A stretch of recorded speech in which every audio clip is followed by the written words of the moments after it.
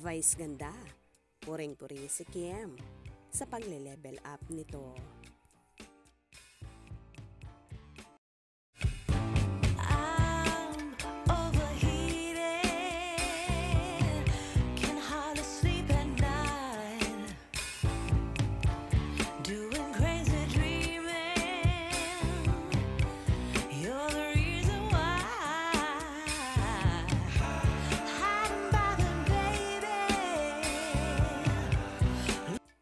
Isa nga si unkaboggable star at TV host na si Vice ganda sa pumupuri sa Queen of the Dance Floor na si Kim Chiu. Sa programang It's Showtime, dito ay tahasang pinuri ni Meme Vice si Kim at sinabing noong sa PBB si Kim, sinabi niyang wala siyang kaalam-alam. Hindi siya marunong umarte, hindi siya marunong kumanta. Mag-host, ang salita niya masakit sa tenga at lalong higit hindi rin siya marunong sumayaw. Pero ngayon, lahat ng nabanggit na yon ay ginagawa na ng nag-iisang Chinita Princess. Ayon pa nga sa dalaga, kapag gusto, maraming paraan at kapag ayaw, maraming dahilan.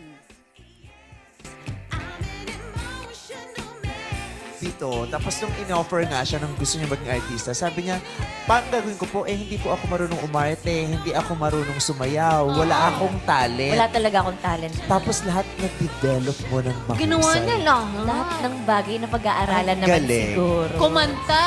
Give Hindi ko ka man sa'yo. sobrang thank you, ma. Give ko sa'yo, congratulations. Talaga? Yeah. Oh, is that true? Ginusto mo di ba? Yes. Ginusto mo, tapos inaral mo, tapos hinusayan mo. Tama naman talaga si Kim.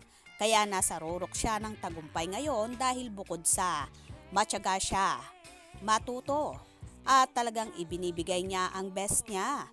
Pinapahalagahan ang tiwalang ibinibigay sa kanya ng big bosses ng home network niya.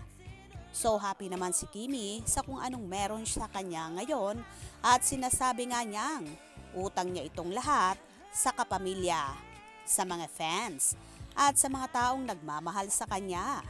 Bagaman na super sikat na si Kimi, pero napaka down to earth pa rin niya.